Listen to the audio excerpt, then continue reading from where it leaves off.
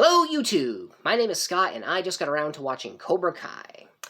Now I'm on Season 3, Episode 3, entitled Now You're Gonna Pay, which makes a lot of sense because there are so many people in this episode that need money for one thing or another. In Miguel's case, it's for a surgery that could apparently help him to walk again. And when Sam comes to see him to talk about it, she gives him a card, and there's a whole octopus connection because I guess they're still going to try and be a thing. And then, of course, Hawk has to come along and ruin it all. But the Miyagi-Do kids organized this charity car wash to raise money for the surgery. And the Cobra Kai kids, who are, supposedly Diaz's family and the closest people he has because they're part of the same dojo, do nothing but steal the money. Because, they're just not even trying to redeem them anymore. Presumably this will all be resolved at some point later in the season. So that's about the point when Sam decides that she needs to take over Miyagi-Do and give these kids a little more training. Now, you might ask, why is Daniel not doing this? Well, one, he promised his wife no more karate. And two, he's got his own problems. See, his car-selling nemesis, let's call him, Tom Cole, used the bad publicity from the karate showdown at school to talk to the Japanese company that distributes all the Japanese manufactured brands and signed an exclusive deal with them. So I guess he gets to be the only one selling Japanese cars in the valley. And he was all set to buy LaRusso Auto out because they didn't know about this yet until Anoush, who was working for him, kind of let it slip to Louis because Anoush is sick of being called Farouche. Who would have thought? And it really looks like LaRusso Auto's on the ropes at this point. But, we get some flashbacks from the movie, of course, because they can barely go a couple episodes without that happening. And Mr. Miyagi teaching Daniel about just focusing on the bonsai tree, which apparently works and gives him an idea of what he needs to do. Which is why he's not around to tell Sam not to teach the Miyagi-Do kids, because he's in Tokyo at the headquarters of, what do they call it? Doyona International, the distributor of the cars. That's actually where the episode ends, and I'm sure you noticed that I didn't say anything about Johnny. Well, I don't know if it's the bulk of the episode, but yeah, Johnny needs money too. First, he decides to show up at his friend Bobby's church, parish, I'm not sure. He says he's not a priest, so I don't know exactly what that makes him, but he's clearly a member of the clergy. Bobby takes him out in the beginning because he stumbles into church drunk, and I don't fault Bobby at all for that.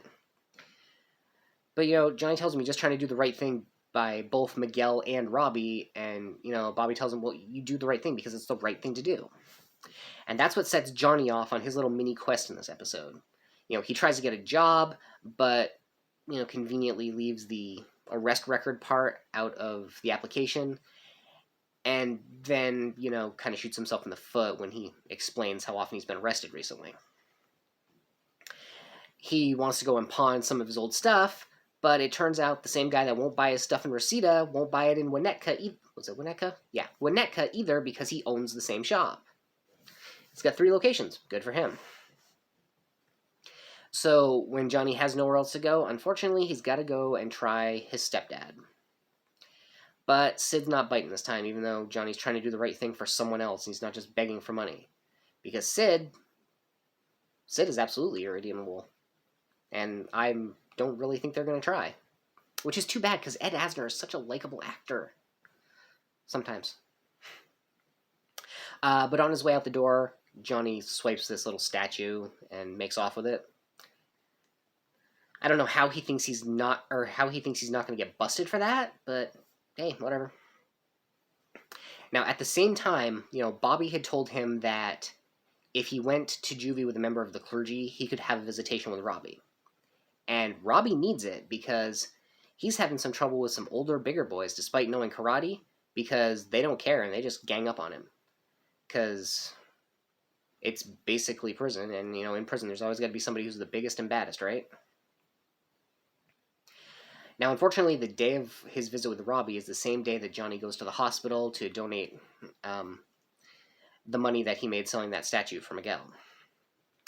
Now, he wanted to keep it anonymous, but, you know, he turns around and Carmen and her mother are there, and Miguel's grandmother actually switches to English to tell Johnny that Miguel needs him and asks him to stay and pray with them. Now, I have to be honest. I thought when Carmen went to talk to this doctor that they flew in that it was going to be Allie, because everything has to be interconnected in this. But they didn't make any reference to it, so maybe they're just saving it for the next episode. I don't know. And will we actually get an Elizabeth Shue cameo, or is she going to be played by someone else?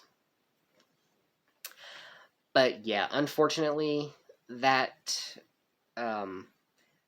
coincides exactly with the time of Robbie's visit. So now Robbie's been disillusioned by both his father figures. So much so that he actually hung up on Danny when he tried to call him.